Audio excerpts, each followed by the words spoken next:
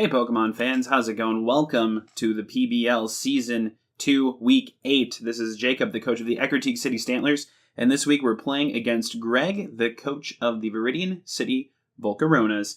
Now, there was a disconnect in the middle of our battle. We recreated the first 7 turns as best we could because, I did have them written down because I'm weird like that.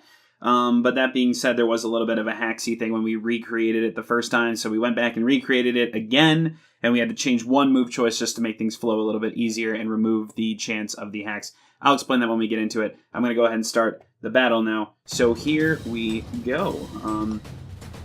Gonna go ahead and we see Greg there standing with his cool sunglasses and perfectly white hair. Alright, so we're going to lead off with Tikal Mesprit. We haven't brought her yet, but check her out. Super cool. And he is going to lead off with Billows, the Landorus. Now, I totally expected him to bring a Araquanid and go for Sticky Webs on me, so I actually had Aerodactyl as like a counter lead. But instead, when I didn't see it, I figured, like, okay, Tikal has pretty good matchups, so it's whatever. He goes for Stealth Rocks. It didn't really matter what he went for. I just decided to go for Ice Beam here because this Tikal is actually super bulky. It's honestly surprising how much it can take. Either way, he gets his rocks up, I get a nice beam off, so, that is what it is. It's cool. We get Landorus out of the way right away, and that's huge for me. And then he brings in Matilda, the Alolan Muck, and this thing was, such a pain. I go for U-turn. I actually didn't know. I expected him to go for Pursuit, right? And I honestly thought that U-turn didn't make Pursuit go off, but unfortunately it does. So you can see there, I take a little bit too much damage, and now, like, my one big answer to Infernape is kind of gone. Anyway, we bring in Mega Man because, like, this is my dedicated... Mega Man had Matilda, had a target on his back. If it was Mega Man versus Matilda, we were going to Swords Dance every single time.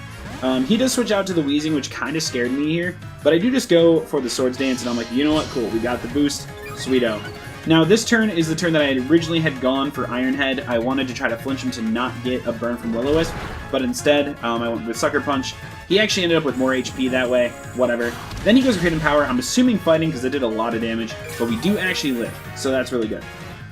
Obviously, we're doing over half to this thing, so we want to scare him out, so he switches out. Into Hell 9000, the Magnezone. Now, I'm sure he was hoping to trap me in with this thing, but I was holding a shell.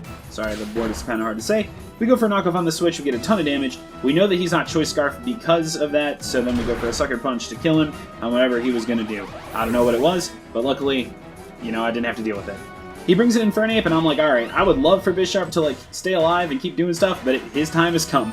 So I'm going to go for a Sucker Punch, get as much damage as I can, got about half, and then he goes for a U-turn to knock out the Bisharp, which is sad for me, but good for him. So awesome. Mega Man goes down, taking out 2 Pokemon and getting some crucial damage on some others. Now, because he did do a U-turn, he brought in his Pokemon first, and then I got to see him respond. So I did bring in Tapu Waifu. As you can see, things get weird as the terrain comes in as I'm speaking. So at this point, I looked through these calcs a lot, actually. I don't know why I expected Mega Altaria to show up this week, but he does Mega, and, honestly, with the setup that I had, there was no way that Tapu Lele didn't kill with a Moonblast. So I don't know if this was just like a thing to get Matilda back in for free or what, but either way, we one-shot this thing pretty easily. It really isn't even a possibility for it to live. So then in comes Matilda, and I'm like, alright, this thing is going to be super annoying. I'm pretty much going to have to give him Tapu Lele here. It's really just the best choice. I do go for a Reflect here, and you'll see why that is super important. But we do go for Reflect while he goes for the Poison Jab. My Kebia Berry procs, so I'm going to take less damage from this. Barely take anything, but unfortunately I do get poisoned from the Poison Touch, which does actually really matter here. So with that, we do lose some of our life, as you can see. And now we're down below half, which means that the next attack is going to be able to kill us through the Reflect. But, it is what it is. It's okay. We go for a Moonblast just to get some damage off. I knew she was going down in the next turn or two. So, falls to the Poison Jab. It's okay. Lele goes down. His team was really, really well equipped to deal with it. But anyway, so Garchomp comes in, and I'm like, alright, I can definitely scare this out. And if I can't scare it out, there's nothing it can do to me anyway. So he goes ahead and switches out into Weezing, expecting me to go for an Earthquake. Again, I kind of knew that was going to happen. Either that, or if he stayed in, it didn't really matter to Garchomp at all, sitting behind a Reflect. So we go for a Swords Dance, so we're at +2 at this point, and that is really good for us. We decide to go for a Dragon Claw, I don't know the actual EV spread. If he was full HP, full defense, then there was actually a small chance he lived that. But if he wasn't full defense, then there was no chance that he lived that. Anyway, weirdness goes away, in comes Hadouken, and at first I'm like, alright, if we can just live through one close combat, we'll be fine. And then I remember, oh wait, we have Reflect, so there's no way we're dropping to this thing unless he gets a magical crit.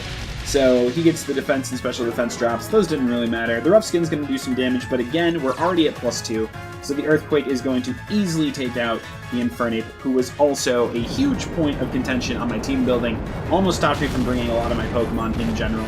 Actually, it did stop me from bringing a lot of my regular Pokemon. Anyway, Reflect wears off, in comes Matilda, and as you can see how this is going to play out, we're a +2 Garchomp, spamming Earthquake at this point. So we're going to go ahead and just drop down one more EQ. And it looks like Garchomp is finally going to be bringing in some KOs for itself. You know, it's found... Ugros has had a really hard time finding his stride this season, but we finally did it. We got him some KOs. So luckily for us, we do take home another win. We are now, what, 7-1, I believe? So that's good. Unfortunately, we did lose one game earlier. There was a lot into it. I'm sorry I didn't do the commentary that I was supposed to do. Things just got difficult. But honestly, yeah, that was a real rough game for, you know, just Greg's side. I think we just made a lot of moves that he wasn't really expecting, like the Ice Beam on Mesprit just taking out Landorus turn 1. I think part of that goes into a lot of people don't really know what Mesprit can do because it learns so much, and you know, honestly, it didn't even have special attack investment. It was just modest. So, you know, there's a whole bunch that goes into it. But either way, I'm glad that that happened. It sucks for disconnects. It was lucky that I remembered the moves that happened like literally 100%, so we could at least recreate it and get the best battle that we could without just starting over with pre-knowledge of each other's sets and stuff, because that always changes how you end up playing, you know what I mean? Anyway, I'm rambling on for too long, just like always. So I'll see you guys next week, even though I'm assuming I'm not home team. Let me go ahead and look actually. Why not? You guys are here. We can check. There's no reason to not do that. Let's go ahead and look. No, we are away. So I will see you 2 weeks from now when I battle against Nick. But next week we have to battle Dan, and that's going to be the first one that we're going to keep our sights down. Thanks again, everybody, for watching, and we'll see you next time. Enjoy yourself.